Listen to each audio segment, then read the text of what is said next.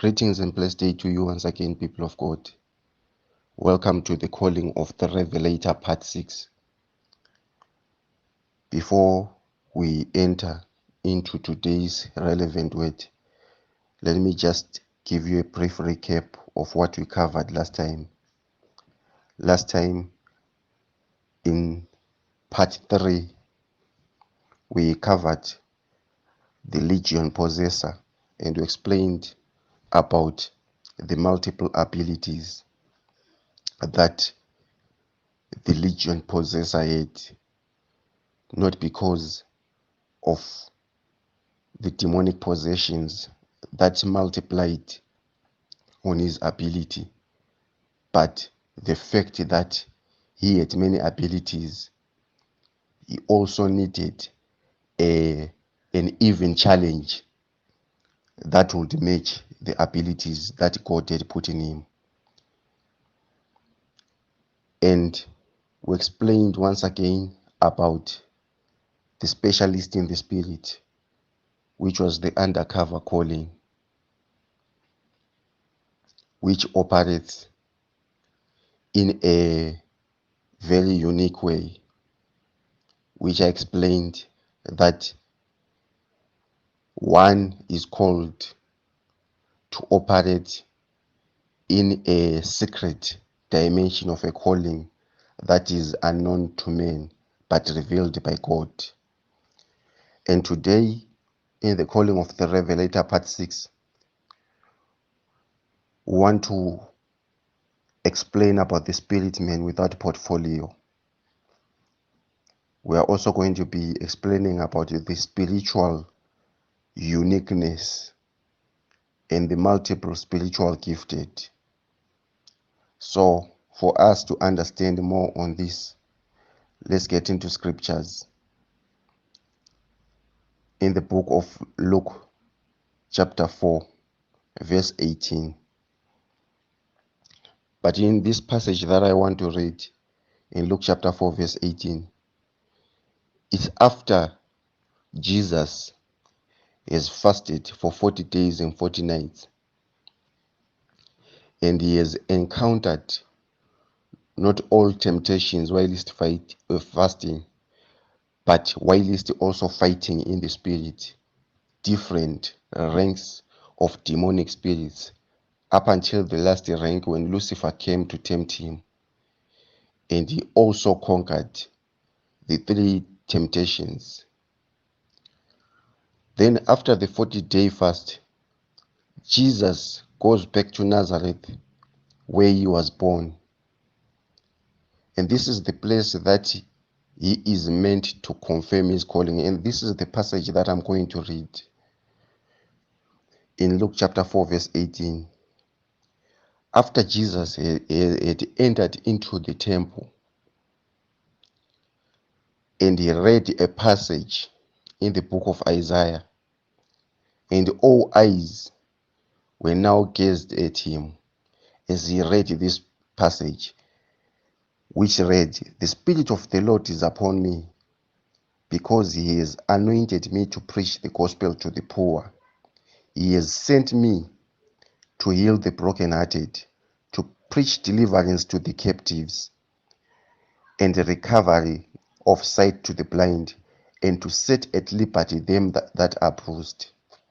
Now, I want you to look at how many portfolios are inside the passage that Jesus has read. And I'm talking about the portfolios of abilities, the portfolios of gifts that are there. Jesus talks about a gospel to the poor, which is an ability, because most people think that the poor need money so that they can defeat poverty. But Jesus has got an ability of preaching a gospel that will defeat the poverty in the poor, meaning that it's not money that ends poverty, but the gospel.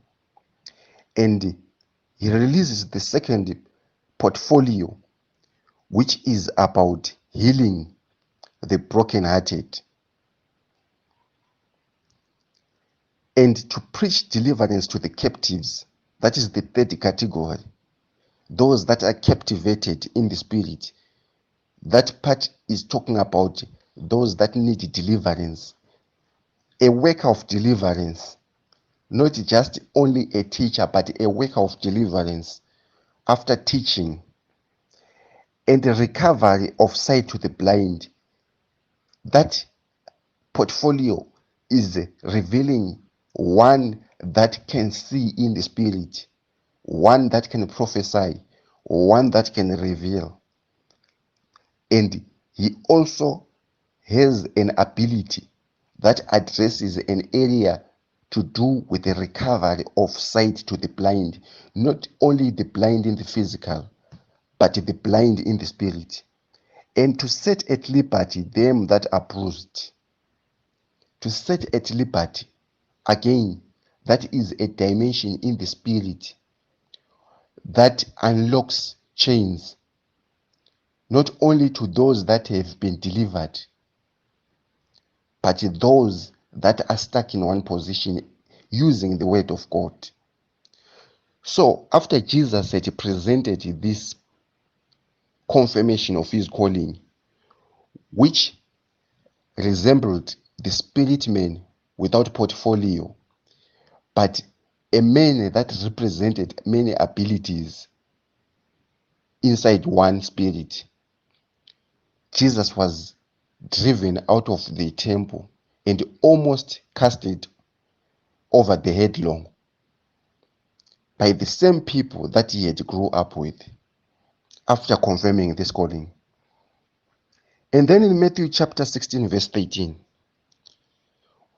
when Jesus came into the coast of Caesarea Philippi, he asked his disciples, saying, "Whom do the men say that I, the Son of Man, am?"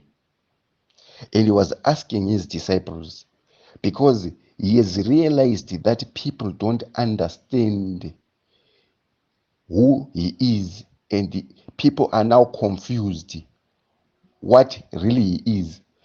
If one has got one type of profession, it's easy to identify that person. If one has got one type of ability, it's easy to signify that person. But if one has got multiple talents or gifts, if one is a spirit man with many portfolios, it becomes uneasy, it becomes difficult to identify who really that person is, because he does different abilities at the same time. And the disciples responded and they said, "Some say that you are John the Baptist, some say you are Elijah, and others say you are Jeremiah, and the rest just say you are one of the prophets." Do you see how many abilities were functioning inside Jesus as one spirit man without portfolio, but one that represents many representatives that held different specific spiritual gifts in the spirit? Elijah had his own gift. Jeremiah had his own gift. And some that came up said you are one of the prophets, meaning that they were elaborating or signifying the different gifts that were in various prophets. And Jesus said, "But who do the people say I am?" And Simon Peter answered and said, "Thou art the Christ, the Son of the living God." But before Simon responded to Jesus, what I evaluated is that Jesus had different spiritual offices that represented different abilities, which gave me an equation that reflects spiritual uniqueness in the spirit. And Jesus answered to Peter, saying, "Blessed are you, Simon Barjona, For flesh and blood has not revealed this unto you, but my Father in heaven. What surprises me here is why has Jesus decided to use the word revealed instead of prophesied? Because Jesus understands that there is no way that Simon could have known this issue without being given the spirit of revelation. There is no way that you can understand the revelator without being given the spirit of revelation. There is no way that you can understand a man with many portfolios, with many spiritual abilities without portfolio, many representatives that signify abilities of different specific people, all inside one, a one fusion of abilities in the spirit. In Matthew chapter 11, verse 2, John has already come and preached the coming of Jesus. And Jesus has already come. But there is something that John the Baptist prophesied while he's baptizing Jesus.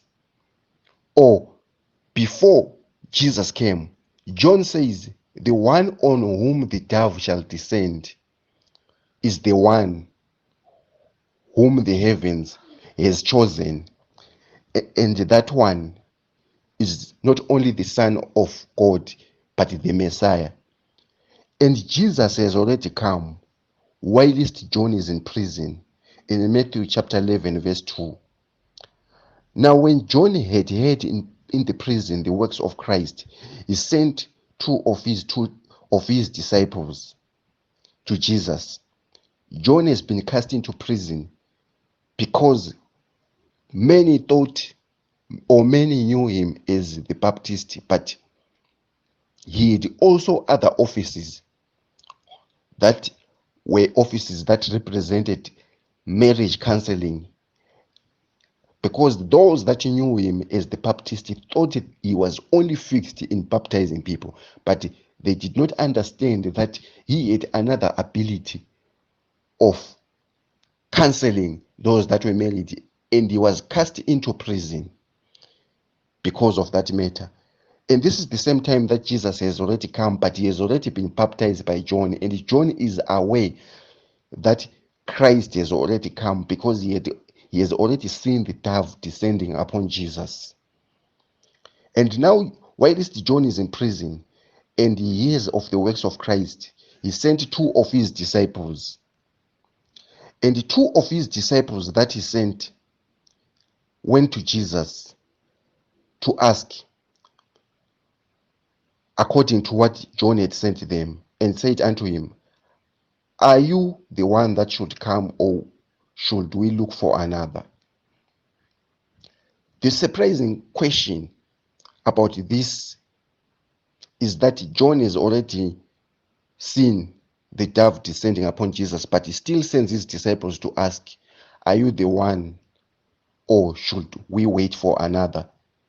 Meaning that even John is being confused by this calling that has got many abilities, the spirit man without portfolio in Jesus, which represents many abilities, such that he has to send again to get a confirmation, because the Jesus that he was shown and the abilities that he has had are too much inside one spirit man. And Jesus answered and said unto them, go and show John again those things which you do hear and see. Instead of Jesus answering them the question that had been asked, are you the one that has come, or we should wait for another? Jesus starts to perform miracles. Jesus starts to preach the word. Jesus starts to heal the blind.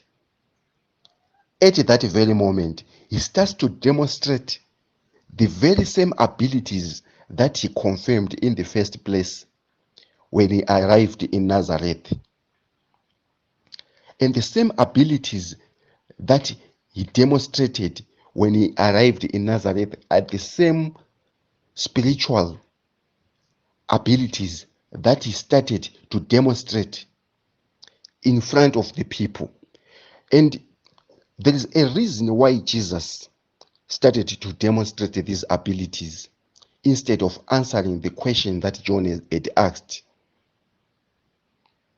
Is because he wanted to signify or to demonstrate to John that he was the one that had come, and part of the proof and evidence that shows that it was the real Messiah that had come, it was the different abilities inside one man, that, or the spiritual gifts inside one man, that represent the spirit man without portfolio.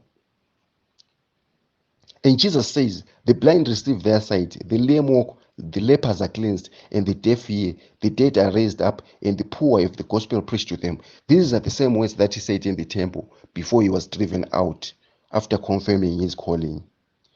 And he then says, and blessed is he, and whosoever shall not be offended in me.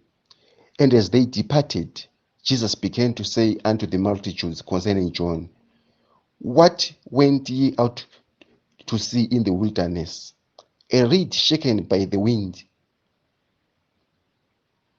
But what went ye out to see? A man clothed in soft raiment. Behold, they that wear soft clothing are in kings' houses.